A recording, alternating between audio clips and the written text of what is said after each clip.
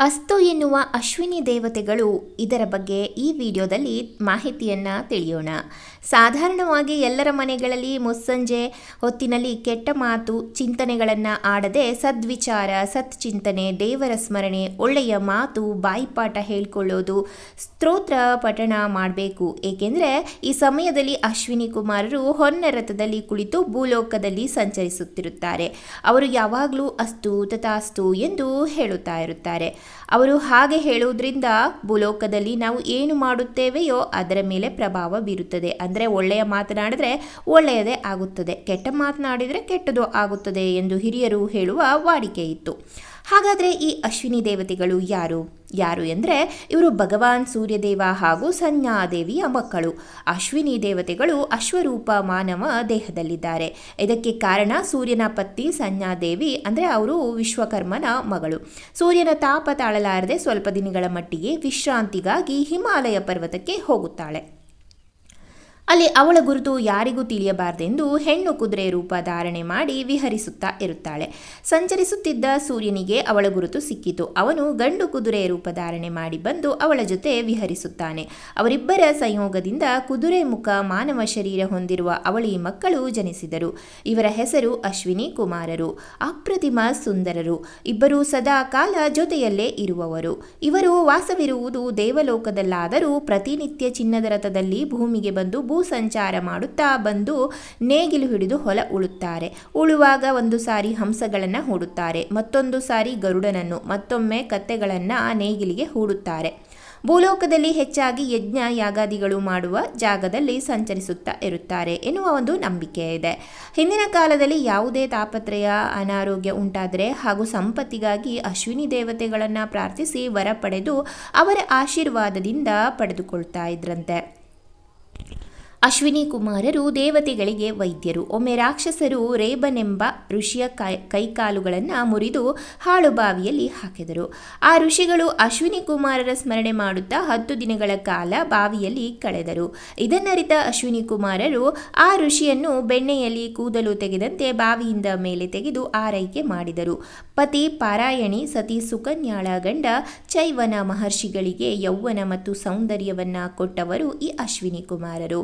ಹಿಂದೆ ದೌಮ್ಯ ಮಹರ್ಷಿಗಳ ಶಿಷ್ಯ ಉಪಮನ್ಯು ಗುರುಗಳ ಆಣತಿಯಂತೆ ಕಾಡಿನಲ್ಲಿ ಹಸುಗಳನ್ನು ಮೇಯಿಸುವಾಗ ಹಸಿವಾಗಿ ಗುರುಗಳ ಅನುಮತಿ ಇಲ್ಲದೆ ಭಿಕ್ಷೆ ಬೇಡಿ ಅದನ್ನು ತಿಂದನು. ಅದಕ್ಕಾಗಿ ಗುರುಗಳು ಅವನಿಗೆ 5 ಮನೆ ಮಾತ್ರ ಭಿಕ್ಷೆ ಮಾಡಬೇಕೆಂದು ತಂದ ಭಿಕ್ಷೆಗಳನ್ನೆಲ್ಲ ಅವರಿಗೆ ಕೊಡುವಂತೆ ಹೇಳಿ ತರಿಸಿಕೊಳ್ತಾ ಇದ್ರು. ಒಂದು ದಿನ ಹಸಿವು ತಾಳಲಾರದೆ ಎಕ್ಕದ ಗಿಡದ ಹಾಲನ್ನು ಸೇವಿಸಲು ಹೋಗಿ ಕಣ್ಣಿಗೆ ಬಿದ್ದು ಕಣ್ಣು ಕಾಣದಂತಾಯಿತು. ಕತ್ತಲಲ್ಲಿ ತಡಕಾಡುತ್ತಾ ಹೋಗಿ ಹಾಳು ಬಾವಿಯಲ್ಲಿ ಬಿದ್ದನು. ಶಿಷ್ಯನ ಹುಡುಕಿಕೊಂಡು ಬಂದ ಗುರುಗಳು ಉಪಮನ್ಯುವಿನ ಸ್ಥಿತಿಗೆ ಮರುಗಿ ಅಶ್ವಿನಿ ದೇವತೆಗಳನ್ನು ಪ್ರಾರ್ಥಿಸಲು ಹೇಳಿದರು. ಅಶ್ವಿನಿ ದೇವತೆಗಳನ್ನು ಪ್ರಾರ್ಥಿಸಿದಾಗ ಉಪಮನ್ಯುವಿಗೆ ಅಶ್ವಿನಿ ಕುಮಾರರ ಅನುಗ್ರಹದಿಂದ ಆರೋಗ್ಯ, ಕಣ್ಣಿನ ದೃಷ್ಟಿ, ಗುರುಗಳಿಂದ ಸಕಲ ವಿದ್ಯೆಯ ಆಶೀರ್ವಾದ ಎಲ್ಲವೂ ದೊರೆಯಿತು. ಮೋದುರಾಜ ಎಂಬ ಬಹಳ ಶಕ್ತಿಶಾಲಿಯಾದ ರಾಜನಿದ್ದನು. ಇದ್ದಕ್ಕಿದ್ದಂತೆ ಯುದ್ಧಗಳಲ್ಲಿ ಸೋಲತೊಡಗಿದ. ಅವನು ತನ್ನ ಪ್ರಿಯ ದೇವತೆಗಳಾದ ಅಶ್ವಿನಿ ದೇವತೆಗಳನ್ನು ಪ್ರಾರ್ಥಿಸಿದ. ಅಶ್ವಿನಿ ದೇವತೆಗಳಿಗೂ ಈ ರಾಜನೆಂದರೆ ಬಹಳ ಪ್ರೀತಿ. ಅವರು ಶುಭ್ರ ಶ್ವೇತವರ್ಣದ 100 ಕುದುರೆಗಳನ್ನು ರಾಜನಿಗೆ ಕೊಟ್ಟರು. ಈ ಕುದುರೆಗಳ ಪ್ರಭಾವದಿಂದ ಮುಂದೆ ನಡೆದ ಯುದ್ಧಗಳಲ್ಲಿ ಮೋದುರಾಜ ವಿಜಯಶಾಲಿಯಾದನು. ಮತ್ತೊಮ್ಮೆ ಅಶ್ವಿನಿ ಕುಮಾರರು ನಾರಾಯಣನ ದರ್ಶನ ಮಾಡಲು ವೈಕುಂಠಕ್ಕೆ ಬಂದರು. ಆ ಸಮಯದಲ್ಲಿ ನಾರಾಯಣನು ಲಕ್ಷ್ಮಿಯೊಡನೆ ಏಕಾಂತದಲ್ಲಿದ್ದನು.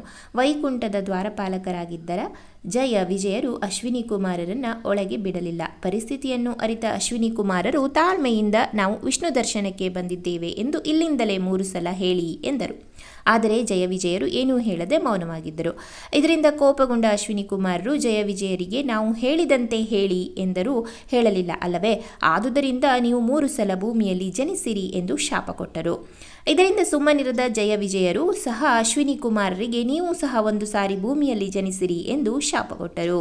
ವೈಕುಂಠದ ದ್ವಾರಪಾಲಕರಾದ ಜಯ ವಿಜಯರಿಗೆ ಇವರ ಶಾಪವಲ್ಲದೆ ಸನತ್ ಸನಂದರ ಮುನಿಕುಮಾರರ ಶಾಪ ಹಾಗೂ ಇನ್ನೂ ಅನೇಕ ಋಷಿಮುನಿಗಳ ಸಿಟ್ಟಿಗೆ ಗುರಿಯಾಗಿ 7 ಜನ್ಮಗಳ ಕಾಲ ಭೂಮಿ ಮೇಲೆ ಜನಿಸಬೇಕಾಗಿತ್ತು.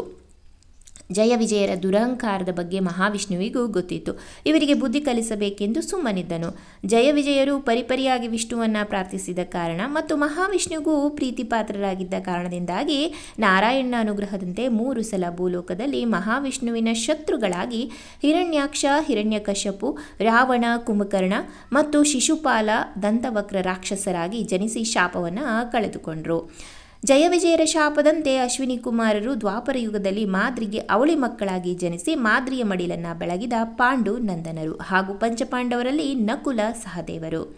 ಅಶ್ವಿನಿ ದೇವತೆಗಳು ಯಾವಾಗಲೂ ಅಸ್ತು ತಥಾಸ್ತು ಎಂದು ಹೇಳುತ್ತಾ ಇರುತ್ತಾರೆ. ಇವರ ಅನುಗ್ರಹದಿಂದ ಆರೋಗ್ಯ, ಸಂಪತ್ತು, ಶಾಂತಿ ಮತ್ತು ಜ್ಞಾನ ಲಭಿಸುತ್ತದೆ. ವೀಕ್ಷಕರೇ, ಮುಸ್ಸಂಜೆ ಗೋಧೂಳಿ ಲಗ್ನದಲ್ಲಿ, ಅಂದರೆ ಹಸುಗಳು ಮೇವು ತಿಂದು ಮನೆಗೆ ಬರುವ ಸಮಯ, ಸೂರ್ಯಾಸ್ತಕ್ಕೆ 24 ನಿಮಿಷ ಇರುವಾಗ 5 ರಿಂದ 5:30 ಒಳಗೆ ಹೆಚ್ಚು ಕಡಿಮೆ ಕೈಕಾಲು ತೊಳೆದುಕೊಂಡು ದೇವರ ಮುಂದೆ ದೀಪ ಹಚ್ಚಿ ಮನದಿಷ್ಟಾರ್ಥದ ಸಂಕಲ್ಪ ಮಾಡಿಕೊಂಡು ಓಂ ಅಶ್ವಿನಿ ಕುಮಾರಭ್ಯಂ ನಮಃ ಎಂಬ ಮಂತ್ರವನ್ನು 1, 5, 7, 13, 21, 48 ಆದರೆ 108 ಸಲ ಜಪ ಮಾಡಬೇಕು.